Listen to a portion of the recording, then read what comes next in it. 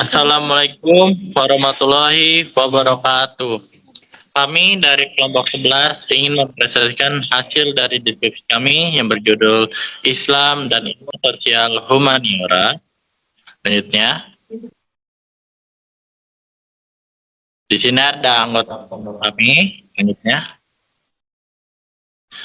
pertama dari definisi ilmu sosial humaniora. Ilmu sosial humaniora merupakan cabang yang mempelajari masyarakat, budaya, sejarah, dan berbagai interaksi sosial yang terjadi dalam dinamika masyarakat. Melalui berbagai disiplin ilmu seperti sosiologi, antropologi, psikologi, sejarah, dan ilmu politik. Selain itu, humaniora berfokus pada nilai, budaya, filsafat, seni, dan aspek manusia untuk memahami pengalaman manusia secara mendalam. Dalam studi Islam, ilmu sosial humaniora digunakan untuk memahami fenomena keagamaan secara lebih komprehensif, tidak hanya dari aspek normatif dan tekstual, tapi juga dari realitas sosial, budaya, dan sejarah. Integritas antara ilmu sosial humaniora dan Islam memungkinkan lahirnya pemahaman yang lebih luas serta membantu menjawab berbagai persoalan masyarakat secara kritis, kontekstual, dan berkeadilan. Iya.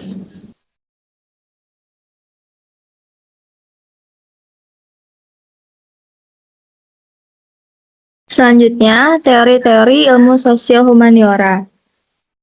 Jadi, teori sosial humaniora digunakan untuk memahami manusia, masyarakat, budaya, dan perubahan sosial. Teori ini sebagai alat analisis serta kerangka konseptual untuk menjelaskan hubungan antara individu, struktural sosial, budaya, dan nilai-nilai kehidupan. Yang pertama ada teori sosiologi klasik dan modern. Selanjutnya ada teori fungsional struktural. Fungsional struktural memandang masyarakat sebagai sistem yang terdiri dari berbagai unsur yang saling berkaitan dan bekerja sama untuk menjaga keteraturan serta stabilitas sosial. Menurut Talcott Parsons, keseimbangan masyarakat tercapai melalui 4 fungsi utama, yaitu adaptasi, pencapaian tujuan, integrasi, dan pemeliharaan pola. Selanjutnya ada teori peran. Teori ini menjelaskan bahwa setiap individu memiliki status sosial yang disertai hak dan kewajiban. Status tersebut dapat diperoleh sejak lahir atau dicapai melalui usaha pribadi dan yang akan membentuk perilaku yang diharapkan oleh masyarakat. Selanjutnya ada teori interaksional. Teori ini menekankan bahwa makna sosial terbentuk melalui interaksi antar individu. Yang keempat ada teori evolusi sosial. Jadi teori ini menjelaskan bahwa masyarakat mengembangkan secara bertahap dari bentuk sederhana menuju lebih kompleks. Menurut Auguste Comte, perkembangan masyarakat terjadi seiring dengan kemajuan pemikiran manusia dan menjadi dasar perubahan sosial dan menuju masyarakat modern. Selanjutnya ada teori perubahan sosial. Perubahan sosial ada proses perubahan pada struktur, nilai, norma, dan pola hubungan dalam masyarakat yang dipengaruhi oleh perkembangan ilmu pengetahuan, teknologi, ekonomi, serta dinamika hidup sosial. Dalam teori tersebut, ada teori Auguste Comte, yaitu perkembangan masyarakat berlangsung melalui 3 tahap, yaitu teologis, metafisis, dan positif. Tahap positif ditandai dengan penggunaan metode ilmiah dan observasi empiris dalam memahami realitas sosial yang kemudian menjadi dasar positivisme dalam ilmu sosial.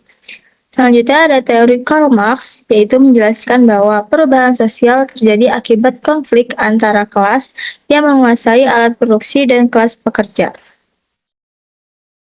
Selanjutnya ada teori Emil Durkheim.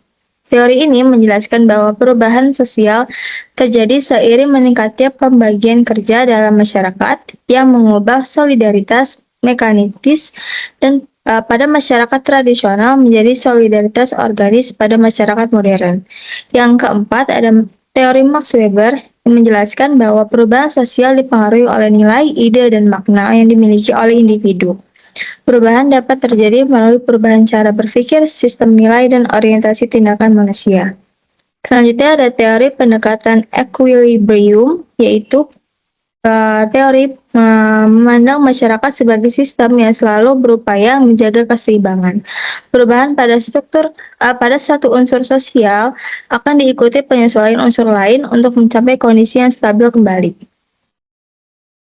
Selanjutnya ada teori modernisasi, yaitu menjelaskan bahwa perubahan sosial terjadi seiring oleh urbanisasi, kemajuan teknologi, dan perkembangan ilmu pengetahuan yang mendorong masyarakat menjadi lebih rasional dan kompleks.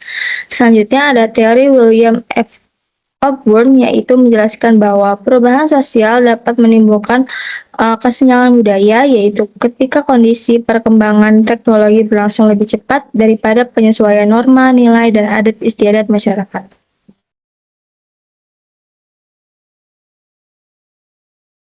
Oke, selanjutnya yaitu perspektif ilmu humaniora. Yang pertama ada teori filologi, di mana filologi ini mempelajari naskah-naskah kuno untuk memahami gagasan, nilai, serta kondisi sosial budaya pada masa lampau, sehingga dapat merekonstruksi perkembangan pemikiran dan peradaban manusia. Yang kedua ada teori filsafat. Teori filsafat ini menggunakan pemikiran kritis dan sistematis untuk memahami hakikat suatu fenomena, termasuk konsep tentang realitas, pengetahuan, dan nilai. Yang ketiga ada teori teologi. Nah, teologi ini mempelajari konsep ketuhanan, kitab suci, ajaran agama secara sistematis untuk memahami persoalan keimanan tanpa mengabaikan dimensi spiritual.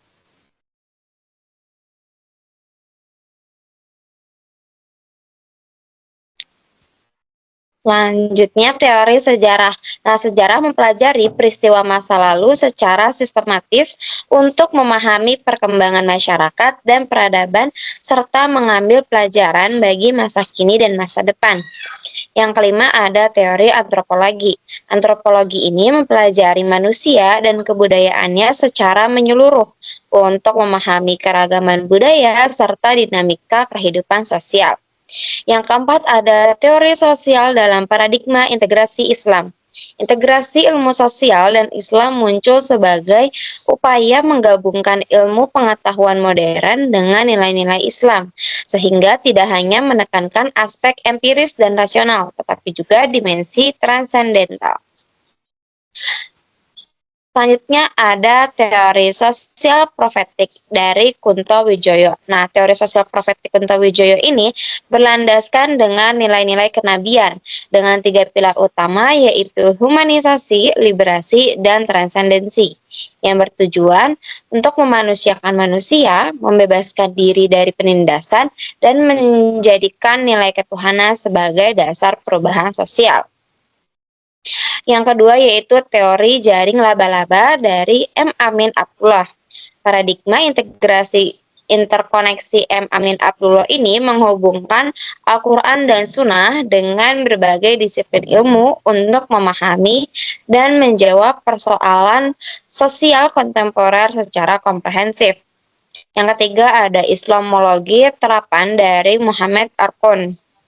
Islamologi terapan Muhammad Arkon ini menggunakan pendekatan multidisipliner untuk mengkaji Islam secara kritis, kontekstual, dan sesuai dengan perkembangan zaman. Yang kelima ada teori konflik. Teori konflik memandang bahwa masyarakat diwarnai oleh pertentangan kepentingan akibat ketimpangan dalam distribusi sumber daya, kekuasaan, dan kesempatan. Nah, menurut Karl Marx, konflik terjadi antara pemilik modal atau bourgeois dan pekerja sebagai akibat dari sistem yang menciptakan kesenjangan. Nah, dalam perspektif ini, konflik dipandang sebagai hal yang wajar dan menjadi pendorong terjadinya perubahan sosial. Karena itu ada teori interaksionisme simbolik dari George Herbert Mead dan Herbert Blumer.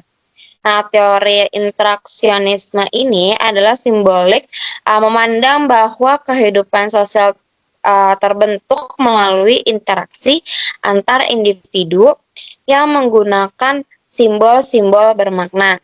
Menurut George Herbert Mead dan Herbert Blumer ini, makna itu muncul dari interaksi sosial dan terus berkembang melalui proses interpretasi. Teori ini menekankan konsep mind, self, and society yang menjelaskan bahwa perilaku dan identitas individu dibentuk melalui proses komunikasi dan interaksi dalam masyarakat.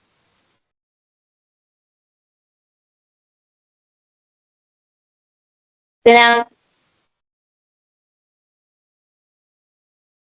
terakhir ada teori fungsionalisme. Teori fungsionalisme ini memandang masyarakat sebagai suatu sistem yang terdiri atas berbagai bagian yang saling berkaitan dan memiliki fungsi untuk menjaga keteraturan serta keseimbangan sosial. Menurut Emil Durkheim, menjaga keteraturan serta menurut Emil Durkheim, norma, nilai, dan aturan sebagai fakta sosial mempengaruhi perilaku individu dan membentuk kohesi sosial. Nah, selanjutnya, Talcott Parsons ini menjelaskan bahwa setiap sistem sosial itu harus menjalankan 4 fungsi utama agar tetap stabil. Oleh karena itu, setiap lembaga sosial memiliki peran yang saling melengkapi dan menjaga keberlangsungan masyarakat.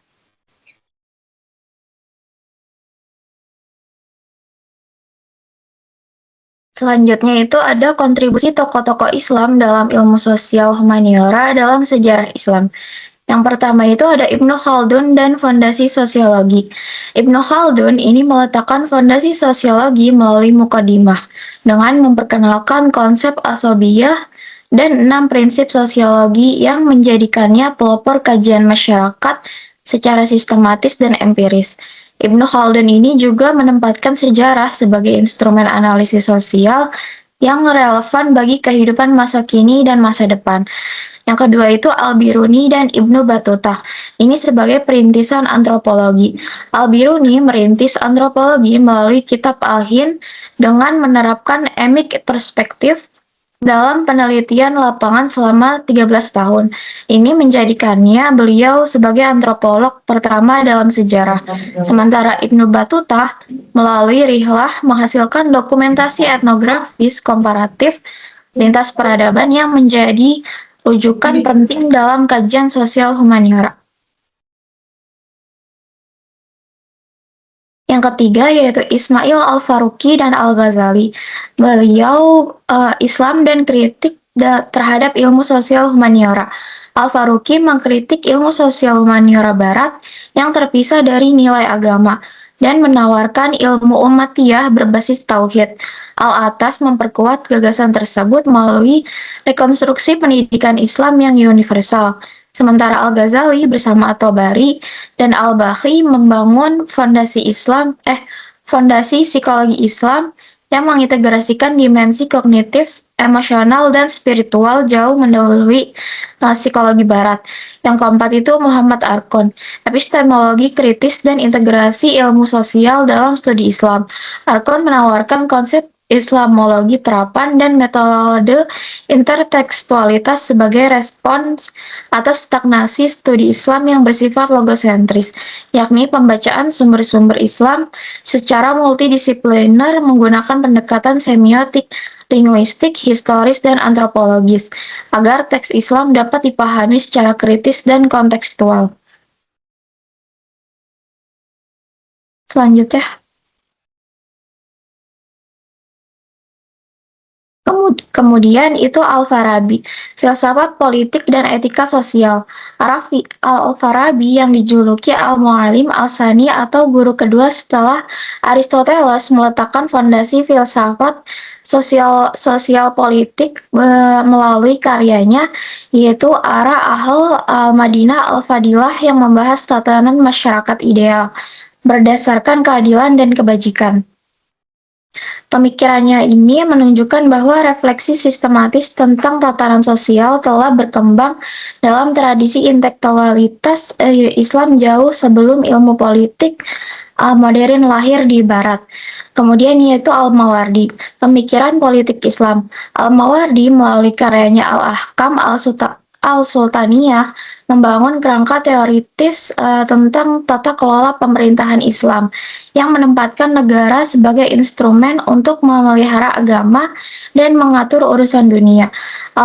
Al-Mawardi menegaskan 4 kedudukan agama dalam negara, yaitu sebagai pemersatu, pendorong politik, sumber legitimasi, dan landasan moralitas, sehingga pemikirannya menjadi rujukan penting dalam kajian sosiologi politik Islam. Selanjutnya,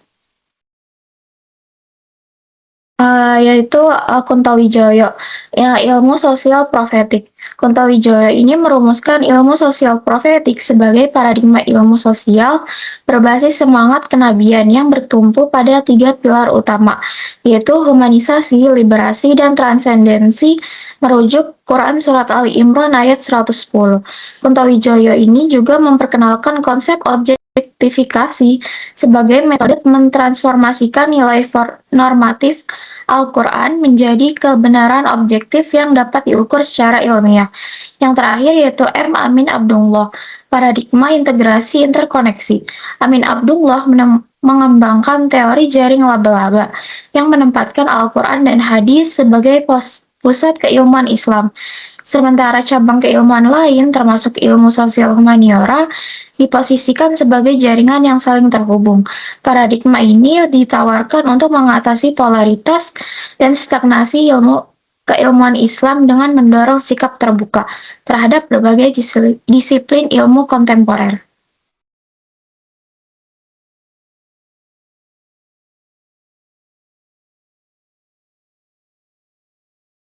Selanjutnya, Islam dan ilmu sosial humaniora dalam melihat persoalan sosial. Islam dan ilmu sosial humaniora saling melengkapi dalam memahami persoalan masyarakat. Islam memberi pandangan pedoman nilai moral, keadilan, dan kemaslahatan. Sementara ilmu sosial humaniora menjelaskan fenomena sosial secara ilmiah. Kombinasi keduanya memungkinkan analisis persoalan seperti kemiskinan, sosial, modernisasi, globalisasi, serta budaya dan identitas secara lebih menyeluruh. Selanjutnya akan kita bahas lebih detail kemiskinan dan ketimpangan ekonomi. Nah, di sini Islam punya prinsip bahwa harta itu tidak boleh dimiliki orang kaya saja. Itu dalam surat Al-Hasyr ayat 7. Dan setiap orang punya tanggung jawab sosial terhadap sesama. Masalah kemiskinan itu juga dijelaskan secara ilmiah bahwa ketimpangan terjadi karena ketidakseimbangan antara pemilik modal dan pekerja. Nah, Islam menjawab ini secara praktis lewat zakat yang terbukti bukan cuma membagi-bagi uang, tapi juga memperkuat hubungan sosial dan membuka akses ekonomi bagi orang miskin. Untuk WCE juga menambahkan bahwa ilmuwan muslim itu nggak cukup hanya pintar secara teori, mereka harus turun tangan nyata membantu mengentaskan kemiskinan dan ketidakadilan sebagai bentuk tanggung jawab keislaman. Next.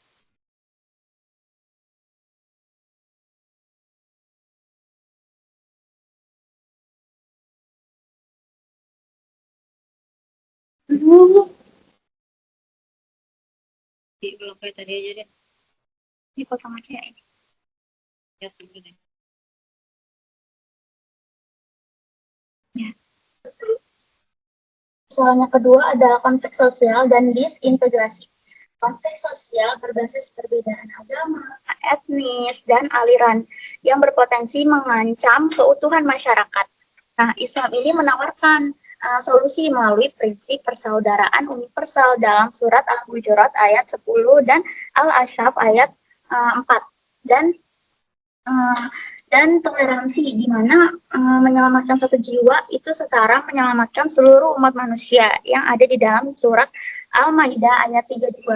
Nah, dari sisi ilmu sosial humaniora, pendekatan antropologi membantu memahami konflik bukan sekadar benturan nilai, tapi produk kondisi sosial dan historis. Nah, Durkheim juga menambahkan bahwa keragaman dalam masyarakat modern itu justru menciptakan saling ketergantungan. Nah, perpaduan keduanya menjadi landasan penyusunan program perdamaian yang efektif dan berbasis nilai Islam. Lalu, persoalan yang ketiga adalah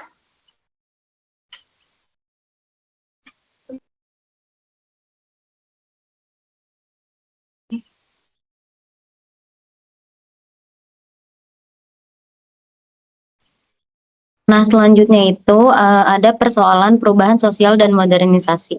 Nah, jadi di sini itu modernisasi dan globalisasi itu membawa perubahan sosial yang nggak bisa ditolak gitu aja, tapi juga nggak bisa diterima mentah-mentah gitu. Di sini juga Arfon juga menjelaskan bahwa setiap zamannya itu punya cara berpikir yang berbeda, sehingga pemikiran Islam itu perlu terus diperbaharui agar tetap relevan. Nah, di mana Weber ini menambahkan bahwa perubahan sosial itu memang sangat dipengaruhi oleh nilai dan orientasi pikir suatu masyarakat. Artinya di sini tuh nilai Islam tuh bisa jadi penggerak perubahan yang positif. Nah, Kunto Wijaya juga negasin lagi nih bahwa Islam tuh memang harus dijadikan paradigma ilmu. Jadi bukan sekedar sistem kepercayaan. Nah, lewat ilmu sosial profetik, nilai humanisasi, liberalisasi, dan transendensi diarahkan untuk mendorong perubahan sosial yang tidak hanya maju secara material, tapi juga bermoral dan berkeadaban. Next.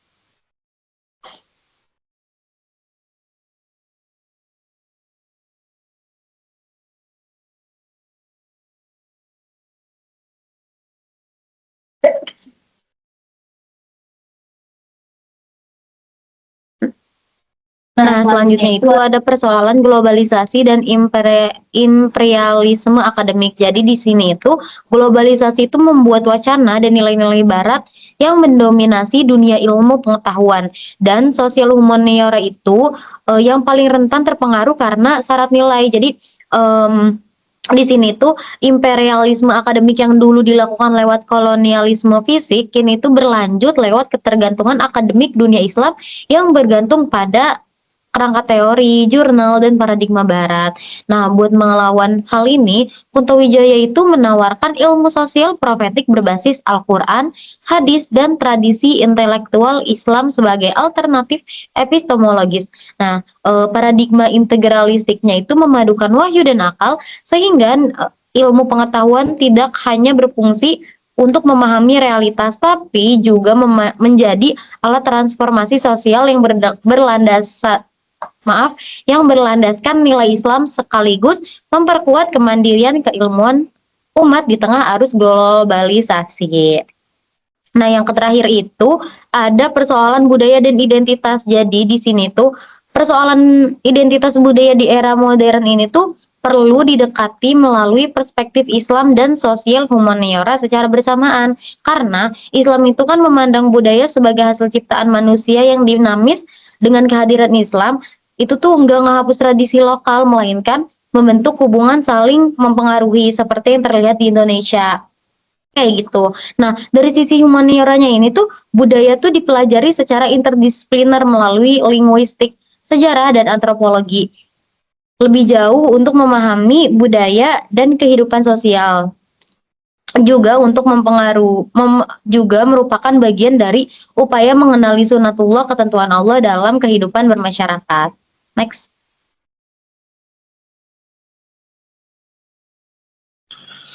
Lalu di sini ada kesimpulan bahwa ilmu sosial humaniora merupakan cabang ilmu yang mempelajari manusia, masyarakat, dan berbagai fenomena sosial yang terjadi dalam kehidupan. Berbagai teori yang berkembang dalam ilmu sosial humaniora membantu memahami perilaku manusia, perubahan sosial, serta dinamika kehidupan masyarakat. Di sisi lain, Islam memberikan kontribusi penting melalui pemikiran para cendekiawan muslim yang mengintegrasikan rasionalitas dengan nilai-nilai moral dan spiritual. Oleh karena itu, Islam dan ilmu sosial humaniora memiliki peran yang saling melengkapi dalam memahami serta mencari solusi terhadap berbagai persoalan sosial secara lebih komprehensif, humanis, dan berkeadilan.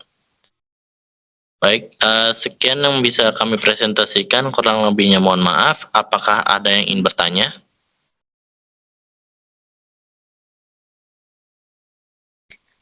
Baik, izin bertanya. Jadi kan Basnas itu kan mengelola zakat secara profesional, transparansi, dan tepat sasaran. Nah, jadi apakah dengan itu kemiskinan itu benar-benar dihilangkan, bisa benar-benar dihilangkan, atau justru zakat itu bisa beresiko membuat orang yang miskin jadi tergantungan dan tidak termotivasi untuk berusaha sendiri? Terima kasih. Baik, terima kasih atas pertanyaannya Dea. Izin jawab aja langsung kali ya. Jadi itu yang pertama tidak, itu kemiskinan tidak akan hilang hanya dengan zakat. Terus juga ada dua alasan yang kuat. Yang pertama itu eh, zakat tuh mengubah akar masalah kemiskinan yang disebabkan oleh ketidakadilan struktural seperti kayak upah murah, terus akses pendidikan dan kesehatan yang mahal, terus juga lapangan kerja yang sempit dan penguasaan modal oleh segelintir orang aja. Terus zakat tuh hanya memberi bantuan, bukan mengubah struktur yang menindas.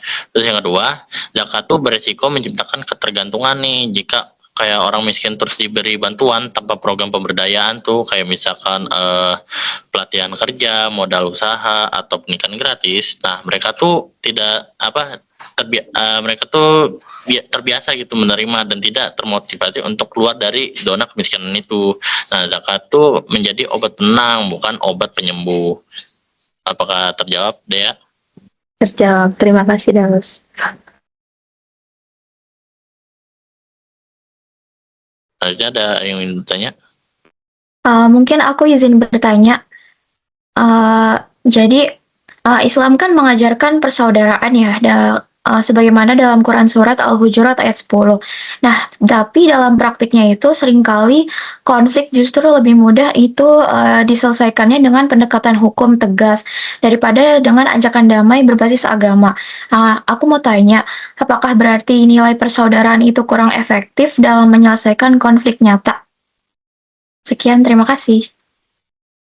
Oke, Alivia, aku izin jawab ya. Tadi kan pertanyaannya, apakah berarti nilai persaudaraan itu kurang efektif dalam menyelesaikan konflik nyata ya? Nah, jawabannya itu tidak kurang efektif, tapi juga enggak cukup berdiri sendiri gitu. Jadi nilai persaudaraan itu tuh untuk hati dan hubungan jangka panjang kan. Nah, tapi di tengah konflik yang sudah panas dan penuh dendam, ajakan damai itu sering tidak didengar gitu. Jadi yang lebih cepat bekerja adalah hukum yang tegas dan adil gitu kan, kayak sanksi bagi pelaku kekerasan, kompensasi bagi korban.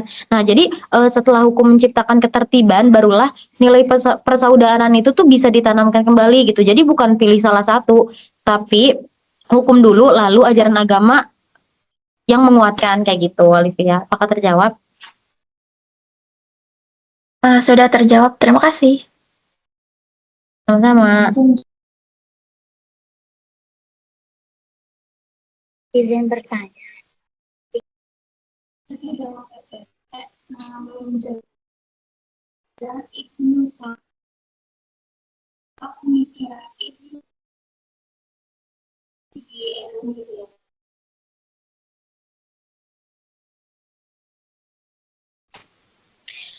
Oke, terima kasih Leni. Sebelumnya aku izin menjawab ya.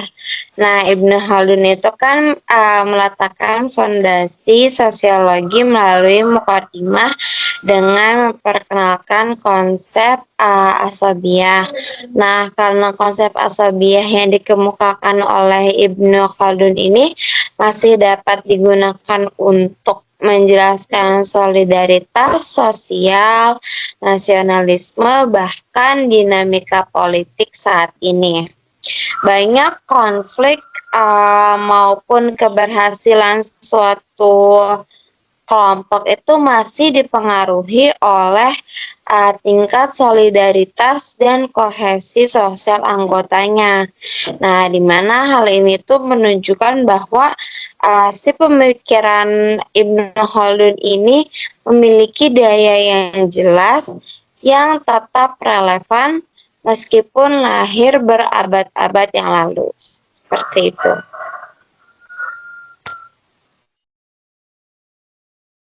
Terima kasih.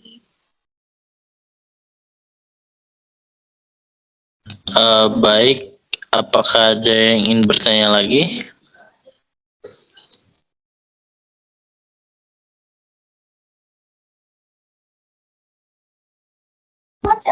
Sudah cukup.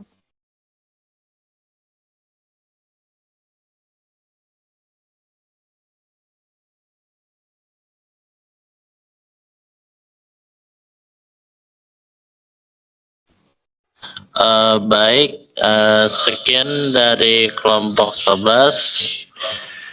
Kurang lebihnya mohon maaf. Wassalamualaikum warahmatullahi wabarakatuh.